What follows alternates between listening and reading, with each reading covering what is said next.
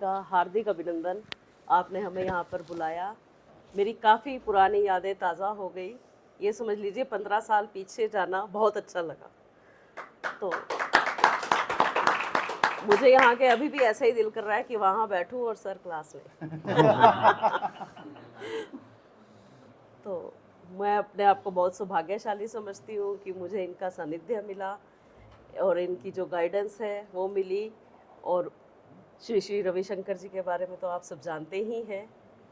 तो मैं एक छोटा सा भजन बोलना चाहूँगी। नंद मुकुंद हरि नारायण हरि ओम, हरि सुंदर नंद मुकुंद हरि नारायण हरि ओम, हरि केशव हरि गोविंद हरि नारायण हरि ओम, हरि केशव हरि गोविंद हरि नारायण हरि ओम, हरि सुंदर नंद मुकुंद हरि नारायण हरि ओम। और जैसा हो सका अम्बाला का विकास हम आप सब मिलकर करेंगे। मेरे अकेले के हाथ में, या सदेवा जी कहें मैं अकेला कर लूँ या गुरु जी कहें मैं अकेला कर लूँ, नहीं हो सकता है। विकसित अम्बाला का सपना मोदी जी से लेकर नीचे अंत्योदय तक सपना है, तो वो हम सब पूरा करके रहेंगे। चाहे समय कम है, कोई बात नहीं, समय कम है, 10 महीने का समय है। एक नारी जब नव सृजन कर लेती है तो विकास क्यों नहीं कर पाती। क्या बात।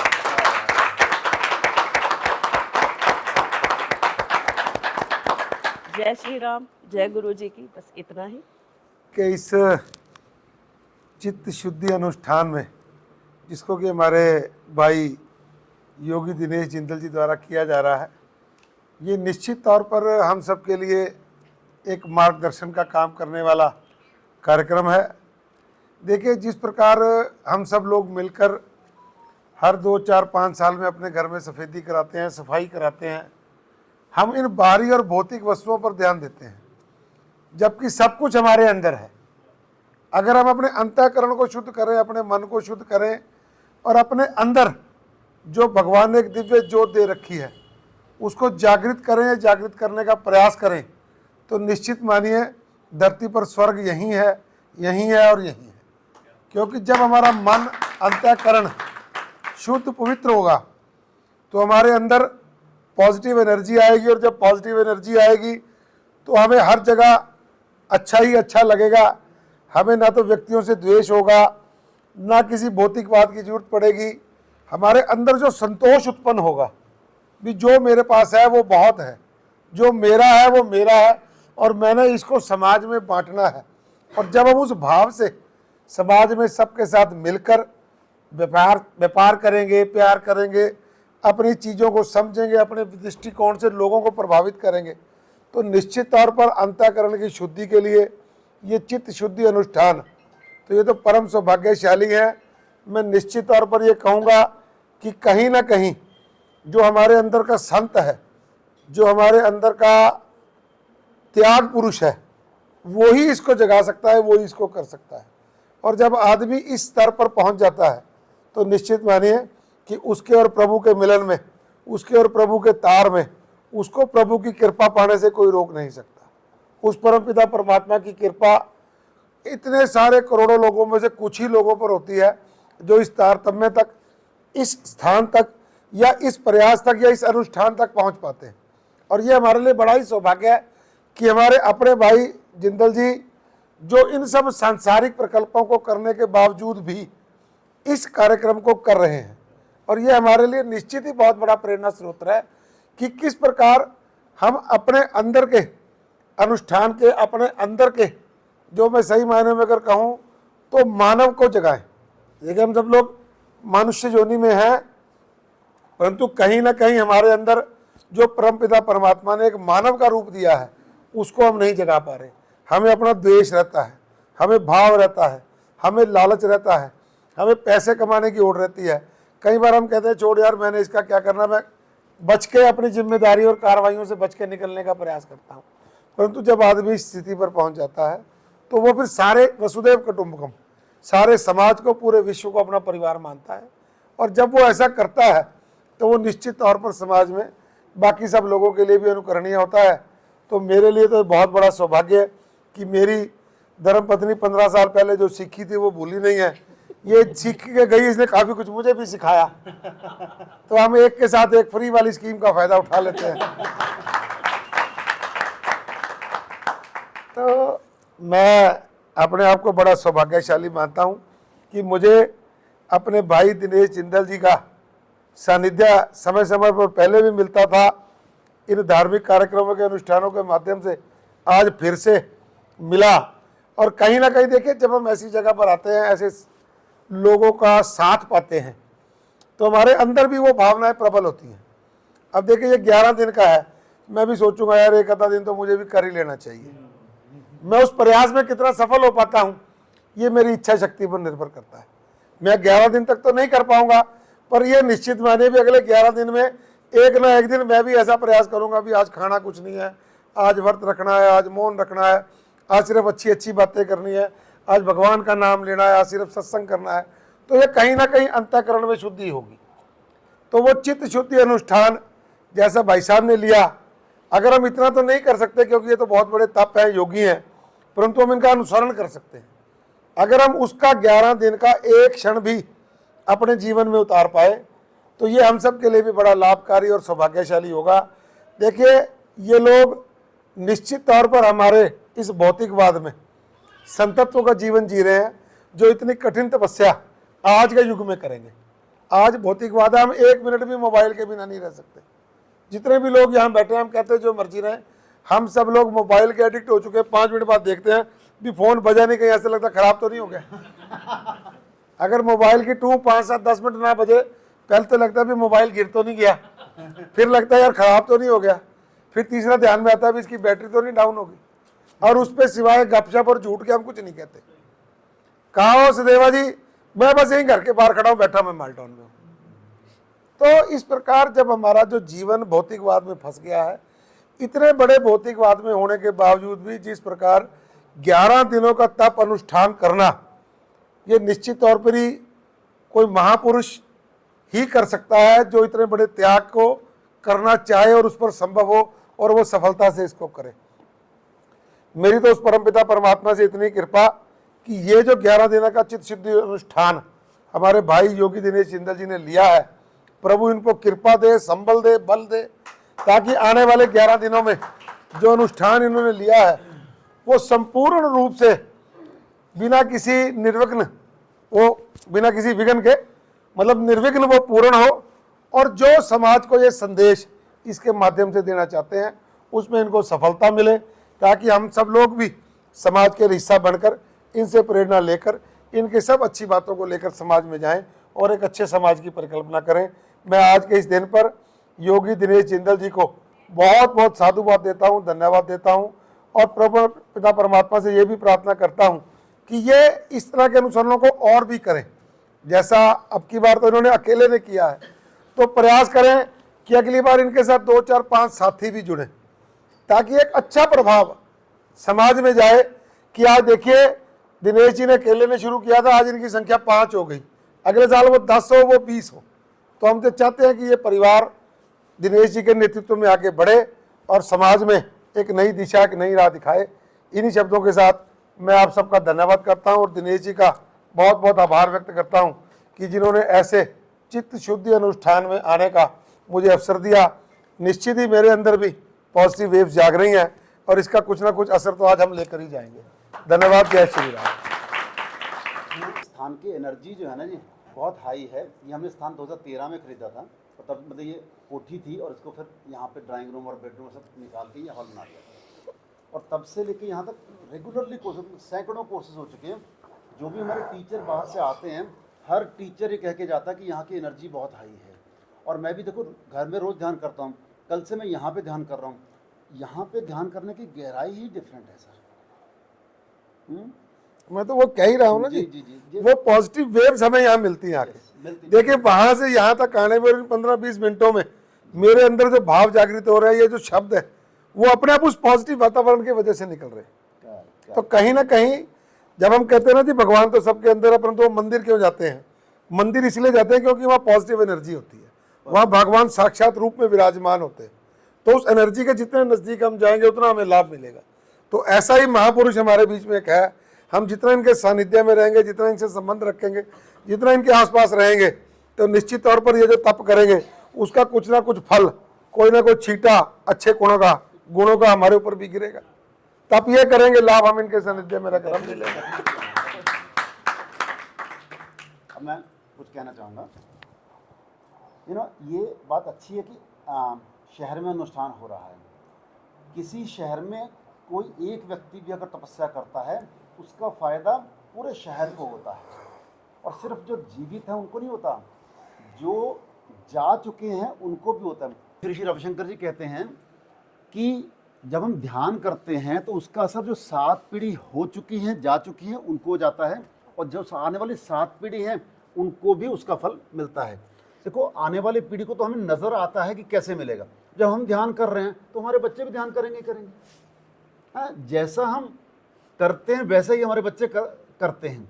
जो हम कहते हैं उनको करने के लिए वो नहीं करते हैं, जो हम करते हैं वो करते हैं। इसलिए अगर हम अपने बच्चों को सुधारना चाहते हैं तो बच्चों को सुधारने की ज़रूरत नहीं है, हमें खुद को सुधारने की ज़रूरत है, तो बच्चे ऑटोमेटिकली सुधर जाएंगे।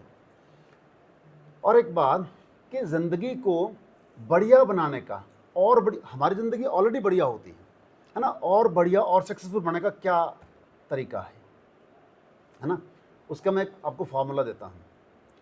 SAR formula. क्या नाम है? थोड़ा जोर से बोलो ना। SAR formula. S से क्या है? State of mind. A से क्या है? एक्शन। R से क्या है? रिजल्ट। जनरली हम क्या है, बहुत अच्छे रिजल्ट चाहते हैं अपनी ज़िंदगी में, यस और नो? यस, है ना। अब बहुत से रिजल्ट चाहते हैं, उसके लिए क्या करना होगा, हमें एक्शंस अच्छे लेने होंगे। जैसे हम एक्शन लेंगे वैसे ही तो रिजल्ट आएगा। अब देखो कि बहुत से लोग सोचते रह जाते हैं कि हमने ये करना, ये करना, ये करना है, लेकिन हर एक्शन में डर तो लगता है ना। कोई नया बिजनेस शुरू करना है तो डर तो लगता है, कोई नया प्लॉट खरीदना है डर तो लगता है ना। लेकिन जो लोग एक्शन ले लेते हैं उनको रिजल्ट मिलता है, और जो लोग नहीं लेते हैं एक्शन उनको रिजल्ट नहीं मिलता है। अच्छा, एक्शन लेने के लिए स्टेट ऑफ माइंड अच्छा होना चाहिए। आप देखो कि आप यहाँ से शिमला घूमने के लिए गए, है ना, बहुत मस्ती, पूरा फैमिली, है ना, हस्बैंड वाइफ दोनों बच्चे घूमने जा रहे हैं, गाड़ी में मस्त खुश एकदम मस्ती करते हुए जा रहे हैं, और वहाँ गए, होटल बुक किया वो, उसमें जाके ठहरे। शाम को बेटे और पिता में लड़ाई होगी किसी बात पे, रूटीन बात हो ही जाती है। अब बताओ, क्या वो शिमला में है, वही स्थान है, सब कुछ वही है, क्या वो मज़ा कर पाएंगे? क्या वो जो एक्शन लेने गए थे, मस्ती करने गए थे, कर पाएंगे? नहीं कर पाएंगे। स्टेट ऑफ माइंड पे बहुत ज़्यादा डिपेंड करता है कि हमारा एक्शन क्या होगा, यस और नो, है ना। तो हमें स्टेट ऑफ माइंड को अपने ठीक रखना है। स्टेट ऑफ माइंड को ठीक, अगर हम स्टेट ऑफ माइंड को ठीक रखेंगे तो क्या फायदा होगा? एक्शन अच्छा होगा, है ना, एक्शन अच्छा होगा, और एक्शन अच्छा होगा तो रिजल्ट अच्छा होगा। अच्छा, अब स्टेट ऑफ माइंड को अच्छा कैसे रखें? Meditation. Okay, very good, meditation. 3 points दूंगा आपको जिनसे हम अपने स्टेट ऑफ माइंड को अच्छा रख सकते हैं। एक तो महफिल में फ़ोन का प्रयोग ना करें तो अच्छा है क्योंकि यहाँ एक्चुअली जो बातें यहाँ पे कही जाती सर कहीं नहीं कही जाती हैं, हमारे भी मुख से ऐसी बातें नहीं निकलती हैं। तो स्टेट ऑफ माइंड को अच्छा करने के लिए सबसे पहला है फिजियोलॉजी समझते हैं? फिजियोलॉजी, जैसा हम बैठते हैं, जैसा हम खड़े होते हैं, जैसा हम चलते हैं, उस पर डिपेंड करते हैं कि हमारा एक्शन क्या होगा। अगर हम ऐसे स्लाउच करके बैठे हैं तो क्या हमारी स्मार्ट सिटनेस है? नहीं है। और अगर हम ऐसे बैठे हैं तो क्या ये स्मार्ट सिटनेस है? जरा एक बार सीधे स्मार्टली बैठ के दिखाइए जस्ट सी सर, बैठने से एकदम कैसी स्मार्टनेस आई क्लास में। आप फील करो कि इस तरह से बैठने से ही कितनी स्मार्टनेस फील हुई है आपके अंदर। अच्छा, एक बात बताओ, जानवर में और इंसान में क्या फ़र्क है? सोचने का, पोस्चर का फ़र्क है। ये जो बोलने का फ़र्क है, ये जो सोचने का और बोलने का फ़र्क है, वो इसलिए आ पाया है कि उसकी रीढ़ की हड्डी हॉरिजॉन्टल से वर्टिकल हो गई है, वर्टिकल हो गई है। आप देखो, ये इवोल्यूशन ऑफ लाइफ है ना। जब पहले जैसे सुनते ही हैं ना, पहले हम हॉरिजॉन्टल थे और करते करते वर्टिकल हो गए। हर वक्त ये ख्याल रखें कि हमारा पोस्चर जो है वो ठीक हो। अच्छा, बहुत बार ऐसा होता है, कुछ भी काम करने का मन नहीं कर रहा, डिप्रेशन सी फील हो रही है, होता है कभी ना कभी। उस समय क्या करना है, पोस्चर सही कर लीजिए, पोस्चर, और फिर देखिए कैसे डिप्रेशन खत्म हो जाएगा। मतलब ये सिर्फ फिलॉसफी की बात नहीं, एक्चुअली में आपको ऐसा फील होगा। अगर हम फिजियोलॉजी की बात करें, आपने क्रिकेट टीम में देखा कि एक बंदा जब एक टीम बॉलर जो है एक को आउट किया, तो कैसे सारी टीम एकदम इकट्ठी हो जाती है, सेलिब्रेट करती है उसको। वो सेलिब्रेशन क्या है? वो फिजियोलॉजी है, वो पूरी टीम का जो मनोबल है उसको बढ़ाने का तरीका है। और आप देखें, ये अभी तकरीबन 15-20 साल से शुरू हुआ है। पहले ये शुरू किया था ऑस्ट्रेलिया के एक कोच ने शुरू किया था, और कई साल तक आपको याद होगा कि ऑस्ट्रेलिया की टीम ही जो मेडल है उठा के ले जाती रही है, वो नंबर 1 रही, काफ़ी साल तक नंबर 1 रही है। फिर सबने देखना शुरू किया कि क्यों हो रहा है, कैसे हो रहा है, फिर उन्होंने भी इसको फिजियोलॉजी को अडॉप्ट किया। अब देखो, हमारी इंडिया टीम भी ऐसी करती है, जैसे एक जरा सा कुछ ना हुआ सेलिब्रेट करती है। तो अपनी ज़िंदगी में सेलिब्रेट करना, हर चीज़ को सेलिब्रेट करना, छोटा सा आज हमारा कुक है राजू, कहाँ राजू? हमारा कुक है राजू। आज उसने बताया कि उसकी बेटी का रिजल्ट आया, इन दोनों रिजल्ट आते हैं ना मार्च का, वो बिहार में है, उसकी बेटी का रिजल्ट आया। एग्ज़ाम से पहले 3-4 महीने पहले उसके टीचर ने कहा था कि तेरी बेटी ना अच्छा नहीं पढ़ रही है, तो इसकर मेरे को 15,000 रुपये दे, मैं तेरी बेटी के अच्छे नंबर लगवा दूंगा। तो इसने बेटी से बात की कि भाई क्या करना है, तो मेरे को आज ही बताया सारा बच्चे ने। तो कहती पापा पैसे तो नहीं देने हैं, मैं कुछ करके दिखाऊंगी आपको। और फिर उसने ट्यूशन्स लगाई, पढ़ना शुरू किया, जो कुछ भी करना शुरू किया। आज उसके 95% नंबर आए, 95% number. He was so happy, है ना। हम सब ताली बजाते हैं। मतलब आज वो कह रहा था कि मैं सर जी, आज वो ऐसे दंडवत होकर मेरे को प्रणाम कर रहा है कि सर आपकी ही इंस्पिरेशन से मैं जो कुछ भी कर पा रहा हूँ तो कर पा रहा हूँ। तो मैंने उसे कहा कि उसको मेरे को मार्कशीट ला के दे। मैं कहा उसको बेस्ट स्कूल में एडमिट कराओ। अगर 95% वाली बच्ची है तो वो एक्चुअली, ये राजू जो है ना, ये मेरा नौकर नहीं है, ये मेरा तीसरा बेटा है। मतलब मेरा बेटा पढ़ाया लिखाया, वो अमेरिका चला गया, दूसरे को पढ़ाया लिखाया, वो बॉम्बे चला गया, है ना। फिर शादियां हो गई, बच्चे हो गए, उन्होंने तो कहीं कोई सेवा की ही नहीं ना हमने करवाई, ना करते हैं आजकल बच्चे, है ना, कोई सेवा। लेकिन ये पिछले 26 साल से रेगुलरली सेवा कर रहा है। और सच में दीदी, मैं आपको बताऊं, वो ऐसे सेवा करता है जैसे भगवान की सेवा कर रहा है। हर चीज़ का अगर मैंने बोल दी ना 9:30 बजे नाश्ता चाहिए, तो 9:30 बजे आएगा, ना तो 9:25 होंगे, ना 9:35 होंगे। सो तो आज मैंने उसको कहा कि तो उसको बेस्ट स्कूल में एडमिट करा। उसके जो भी उसका कहता, सर मैं कहाँ से बेस्ट स्कूल में एडमिट करा सकता हूँ। मैं कहा उसका जो भी खर्चा होगा मैं उसको वहन करूँगा, है ना। जब हमारी बच्ची 95% ले रही है तो कुछ तो बनता है ना। सर हम आपको बताएं कि हम अपने ऑफिस में, ये हमारा सारा ऑफिस का स्टाफ बैठा था, हमारे ऑफिस के लोग में ये हमने अनाउंस कर रखा है कि जिसके भी बच्चे के नंबर 90% से ऊपर आएंगे उसको पर स्टूडेंट पर पर्सन 1000 रुपीज़ पर मंथ के मिलेंगे।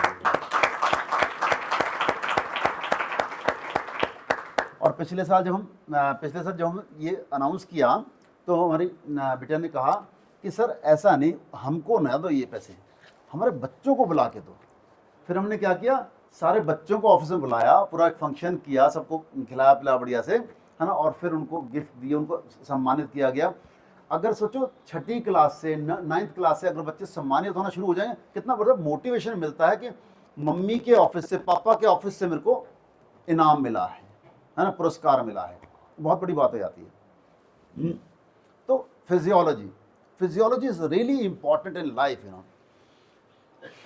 आपने देखा होगा कि हमारे हिंदुस्तान में हमारे जितने देवियां हैं, है ना, किसी के भी घूंघट नहीं है।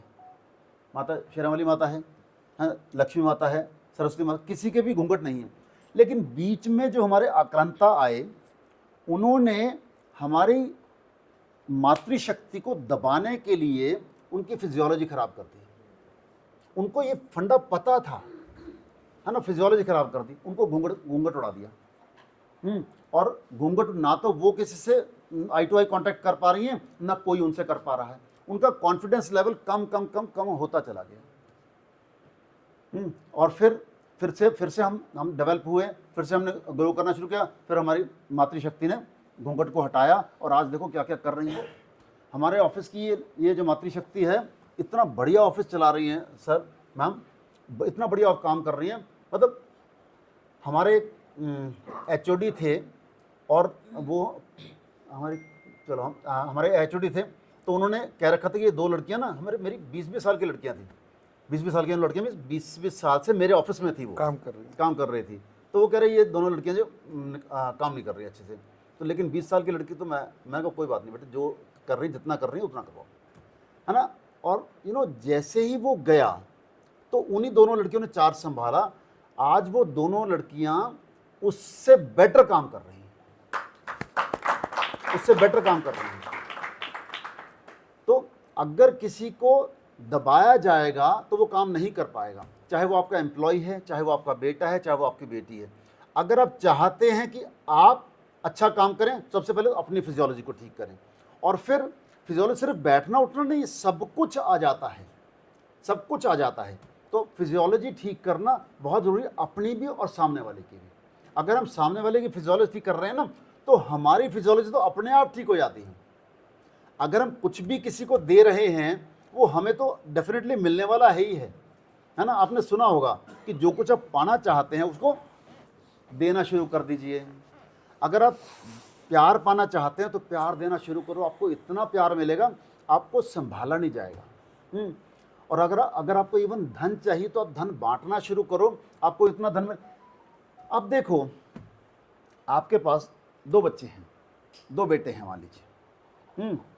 एक बेटा है, उसको आप धन देते हैं और फिर भी वो कुड़ता ही रहता है कि पापा क्या मेरे को सिर्फ 100 रुपये दिए आपने, और मैंने जो आज सोच रखा था, मैं तो 200 का वो गिफ्ट लाना था, वो सोच रखा था। वो कुड़ता ही रहता है। और दूसरे को भी आपने 100 रुपये दिए, है ना, एंड ही सो वाओ पापा थैंक यू सो मच, आपने मेरे को 100 रुपये दिए, है ना, मैं इसका ये करूँगा ये करूँगा ये करूँगा, लाइक दैट, यू नो। अगली बार अगर आपके पास सिर्फ 100 रुपये हैं तो आप किसको दोगे, पहले वाले को, दूसरे वाले को? Simple, you know. तो हमने, क्योंकि उसकी फिजियोलॉजी सही है, उसके विचार सही हैं, है ना, वो जो करना चाहता है वो सही है, और वो आपके एक्शन की तारीफ कर रहा है, उसको अपने अंदर समा रहा है। हमने SAR फार्मूला हमारा, स्टेट एक्शन और रिजल्ट। स्टेट को ठीक करने के हम 3 पॉइंट डिस्कस कर रहे हैं। पहला कौन सा था अभी हमने जो डिस्कस किया? Posture, physiology. सब में पोस्चर भी आ जाता है, फिजियोलॉजी में सब कुछ आ जाता है, बैठना उठना चलना। आप देखो वो गांधी जी कैसे चलते थे, हाँ, वो ऐसे चलते थे, पीछे जब चल रहे होते सबको उनको दौड़ना पड़ता था उनको।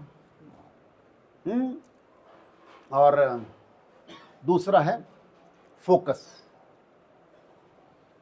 यू नो, आपने सुना होगा कि गिलास आधा भरा आधा खाली, है ना। हमारा फोकस जहां पे होगा हमारी जिंदगी वैसी ही बनने वाली है।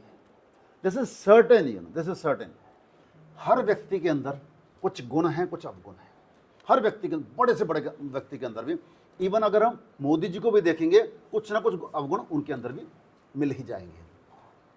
लेकिन डिपेंड करता है कि हमारा फोकस किस चीज़ पे है। अगर हम किसी के व्यक्ति के गुणों की चर्चा करते हैं तो हमारा फोकस गुणों पे है, हमारे अंदर भी वो ग्रहण हो जाएंगे। दिस इज सर्ट ऑटोमेटिकली ग्रहण, कुछ करने की जरूरत नहीं है, क्योंकि हमारा फोकस विपिन जी के गुणों पे है। विपिन जी के जितने गुण हैं वो हमारे अंदर आ जाएंगे। ये नेचर है, ये प्रकृति है। और अगर हमारा फोकस किसी व्यक्ति के अवगुणों पे है तो उसके अवगुण हमारे अंदर आ जाएंगे। आप देखो कि जनरली हमारा फोकस कहाँ पे होता है। जनरली हम चर्चा किस चीज़ की करते हैं? अवगुणों की करते हैं।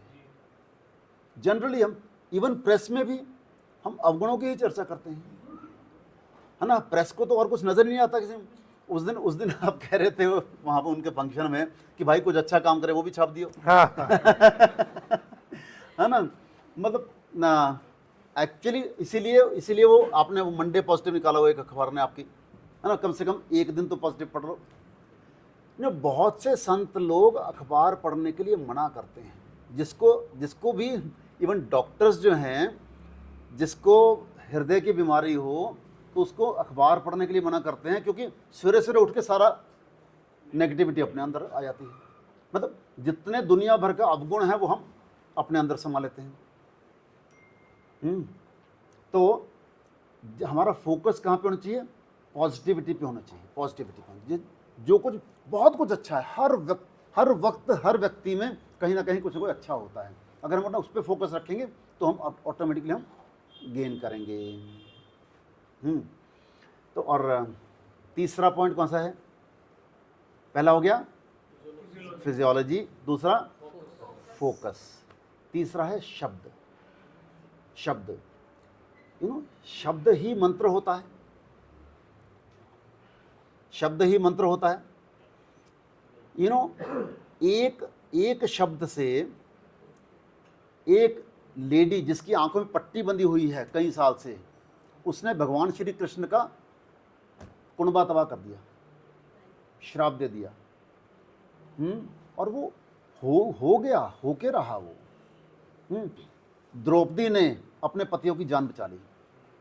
जब भीष्म पितामह ने प्रतिज्ञा ली कि मैं जब उसने दुर्योधन ने ताने मारे कि भीष्म पितामह काहे के पितामह आप, हमने सुना था बड़े अच्छे योद्धा हो आप, इतना बड़ा युद्ध हो रहा है, एक भी बंदा आपसे मरा नहीं, तो काहे के युद्ध? तो पितामह ने फिर चौड़ सी आई जाती है ना कि कल मैं एक पांडव को मार दूंगा। उनके पास ले गए प्रणाम करने के लिए, और उसने कहा अखंड सौभाग्यवती भव, आशीर्वाद दे दिया। वो कहते पितामह आपने आशीर्वाद तो दे दिया, आपने तो प्रतिज्ञा ली कि कल। कहती तू आई किसके साथ? पितामह कहते तू आई किसके साथ है? कहती कृष्ण कहाँ है वो बता दो। वो बाहर खड़े हैं जी, उनको बुलाया। तो फिर देखो अगले दिन नहीं मार सके बल्कि खुद मर गए। तो शब्द बहुत हम जैसा शब्द का इस्तेमाल करते हैं ज़िंदगी में वैसा ही होने लगता है।